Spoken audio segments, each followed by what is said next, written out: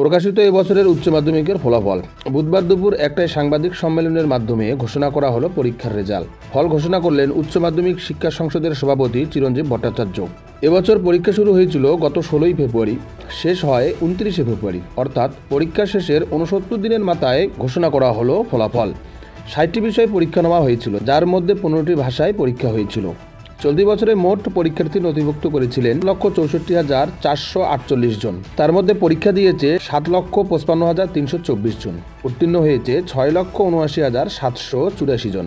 পাশের হার 90%। জেলাভিত্তিক পাশের হারের নিরিখে শীর্ষস্থানে রয়েছে পূর্ব মেদিনীপুর, সেখানে পাশের হার 99.77%। কলকাতা রয়েছে পঞ্চম স্থানে।